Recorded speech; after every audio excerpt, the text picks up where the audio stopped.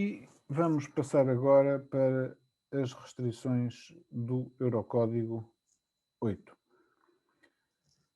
Portanto, como já vimos para as vigas, o Eurocódigo 8 especifica três classes de utilidade: DCL, DCM e DCH. A classe DCL, portanto, baixa de utilidade, corresponde às disposições do Eurocódigo 2. As classes DCM e DCH são classes especiais para resistir à ação sísmica. Desde logo, o Eurocódigo impõe dimensões para a secção transversal do pilar, impondo que BC, que é a maior dimensão da secção transversal do pilar, seja maior que 0,1 vezes a altura da viga, e no caso isto na classe DCM, e no caso da classe DCH também maior do que 25 centímetros. Aqui está metros, perdão, isto aqui é milímetros. Portanto, obriga a que a dimensão mínima do pilar seja de 25 centímetros, no caso das classes DCH. Isto em geral, num edifício que tenha ação sísmica considerável, não é uma restrição particularmente severa, uma vez que os pilares terão a partir de dimensões superiores a esta.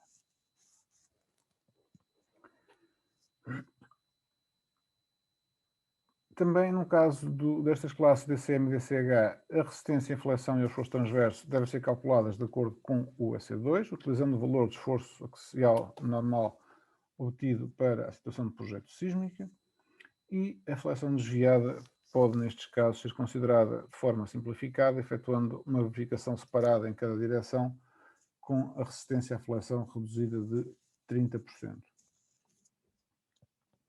O esforço axial reduzido não deve ser superior a 0,65 no caso das classes DCM e a 0,55 na classe DCH, ou seja, o valor do esforço axial no pilar é reduzido, isto para evitar que a secção esteja muito comprimida e, portanto, depois a ruptura ocorra sem qualquer tipo de capacidade de utilidade associada. Se na situação de projeto o esforço normal de um pilar for de tração, os comprimentos de amarração devem ser aumentados de 50% em relação aos valores especificados no Eurocódigo 2. Esta regra tem a ver é que, como devido à ação sísmica, muitas vezes ocorre a destruição do betão na zona dos nós, os comprimentos de amarração são aumentados para garantir que, mesmo havendo um descasque da armadura, portanto, uma perda da aderência entre a armadura e o betão, estes são suficientemente compridos para garantir que a amarração é efetuada de forma eficiente. As armaduras longitudinais máximas não são alteradas, portanto, mantém-se os 4% para a armadura máxima, mas para a armadura mínima é imposto para as classes DCM e DCH uma percentagem mínima de 1% de armadura. E daí que aquele valor que nós usávamos, lembram-se, em pré-dimensionamento, de admitir que estávamos a utilizar 1% de armadura para os pilares, tem razão de ser e tem lógica e não aparece por acaso. Deve também ser colocado ao longo de cada face do pilar pelo menos um varão intermédio entre os varões do canto, de forma a assegurar a integridade dos nós viga-pilar. Por norma, devemos colocar um varão intermédio entre os varões de canto. Os comprimentos críticos perto dos nós deverão ser iguais ao máximo de HC, LC sobre 6 ou 45 centímetros. Portanto, o L crítico é esta zona crítica aqui junto aos pilares. HC é a dimensão do pilar. LC é o comprimento do pilar e, portanto, ou 45 centímetros no caso de DCM ou 60 centímetros no caso de DCH. Portanto, este comprimento ou é igual à altura da viga, portanto, ou 1,5 vezes a altura, ou 1/6 do comprimento do pilar. quando a relação entre o comprimento do pilar e a altura do pilar é menor que 3, todo o comprimento do pilar é considerado como aliás, é considerado um pilar curto e a zona crítica estende-se a todo o pilar. Não é uma situação muito corrente, mas pode acontecer em algumas situações especiais.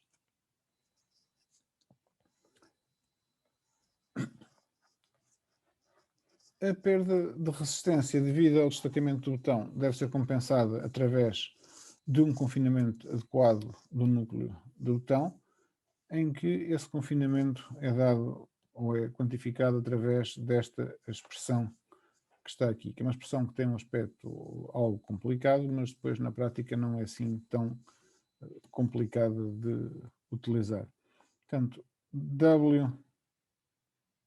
ômega WD é a taxa mecânica volumétrica das cintas nas zonas críticas, que corresponde ao volume das cintas dividido pelo valor do núcleo do botão vezes FYD sobre FCD. O volume do núcleo do botão é o volume do botão que está confinado pela cinta, portanto, correspondente a este H0 e a este B0. Estes valores μφ é um valor necessário do fator de utilidade em curvatura, que é dado pelo Eurocódigo. μd é o esforço reduzido de cálculo do botão, portanto é a expressão normal que utilizamos. Epsilon YD é a extensão de cedência da armadura.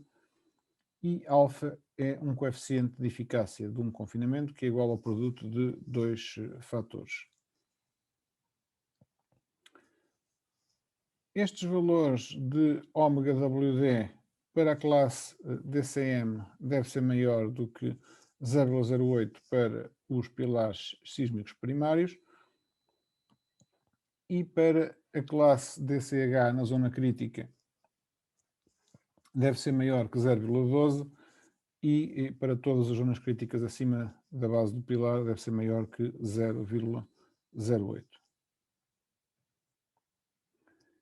Isto implica que o botão esteja devidamente confinado e que, portanto, a resistência do botão dentro deste núcleo seja elevada. Ou seja, como já falámos aqui, quanto mais confinado está o botão, quanto mais cintado está o botão, maior é a sua resistência e, portanto, maior será também a sua ductilidade. Portanto, daí a necessidade de confinarmos adequadamente o núcleo central desta zona do botão dos pilares.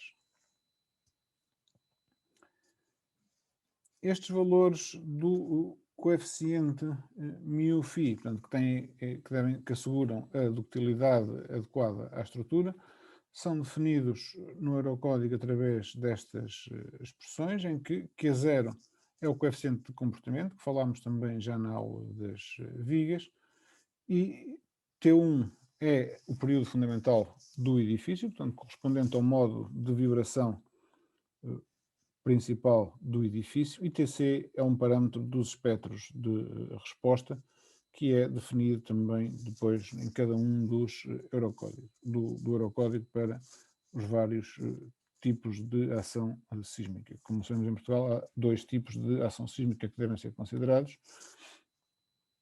e várias depois zonas em cada um deles. Os valores do coeficiente alfa, portanto que valem αn vezes αs, são definidos para os vários tipos de secção de acordo com o Eurocódigo. Temos secções retangulares, secções circulares com cintas circulares e secções circulares com cintas helicoidais. No caso de secções retangulares, o αn vale 1 menos o somatório dos BI quadrado dividido por 6 B0 H0 e αn igual a 1 para o caso dos pilares circulares. No caso do parâmetro αs, depende do espaçamento, portanto, do confinamento e da dimensão do núcleo interior do pilar circular dentro das armaduras confinadas. Para as armaduras de esforço transverso. Portanto, para as armaduras transversais, o diâmetro mínimo continua a ser de 6 milímetros. Para a classe DCM, o espaçamento vale 8 vezes o diâmetro da armadura longitudinal, do diâmetro mais pequeno da armadura longitudinal, 0,5 vezes a distância mínima, a dimensão mínima do pilar, mas a dimensão mínima confinada pelas cintas, ou 175 milímetros. No caso dos elementos com laço de utilidade DCH, o diâmetro mínimo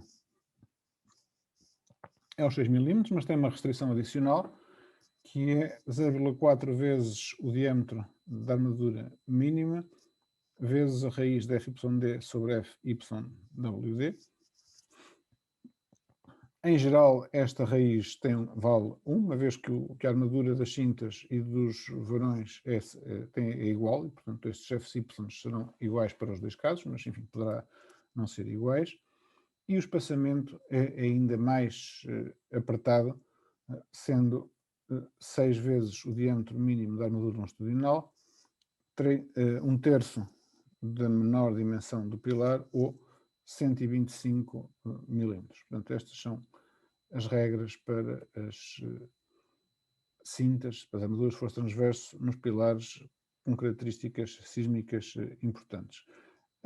O objetivo destes espaçamentos tão restritivos é garantir que, no caso da ação sísmica, em que muitas vezes ocorre o destacamento do betão nestas zonas críticas, não haja encurvadura dos varões da armadura longitudinal. Também, como acontece para o Eurocódigo 2, todos os varões do canto têm que estar devidamente travados. Também nenhum varão deve estar a mais de 150 milímetros de um varão travado, mas para além disso, os varões travados não devem estar mais de 200 milímetros uns dos outros, ok? Portanto, temos esta restrição a mais que não existia no caso do Eurocódigo 2. É que nenhum varão pode estar sem travamentos a mais de 200 milímetros de afastamento. Temos aqui um exemplo do que acontece ou pode acontecer na ação sísmica, com uma cinta a romper e o varão, depois da armadura longitudinal, a sofrer o efeito da encurvadura, e aqui uma disposição construtiva para garantir que há uma amarração efetiva dos varões nas zonas de término das cintas. Portanto, prolongar a cinta pelo menos 10 diâmetros, e este ângulo deve ser de 135 graus. Isto de forma a garantir que haja de facto uma efetiva cintagem do varão. Este é um tipo de ruptura que, se procurarem na net rupturas sísmicas de pilares, que são dos elementos que mais falham na ação sísmica, é uma ruptura que acontece demasiadas vezes. Falta de cintagem dos varões e, portanto, há um descascamento do betão à volta das armaduras, da armadura longitudinal, e depois o varão, a cinta não tem capacidade de impedir a encurvadura do varão da armadura longitudinal. Portanto, aqui um resumo das regras para a classe DCM. Estas zonas L crítico limitadas à altura do pilar, o comprimento do pilar dividido por 6 ou 45 milímetros. Espaçamento das cintas 8 vezes o diâmetro longitudinal mínimo, 0,5 vezes a mínima dimensão do pilar ou 175 milímetros.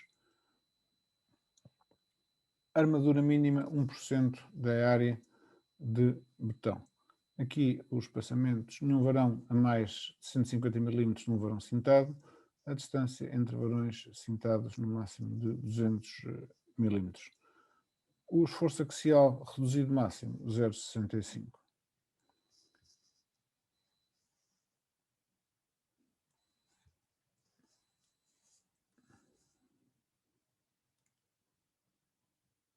Para a classe DCH,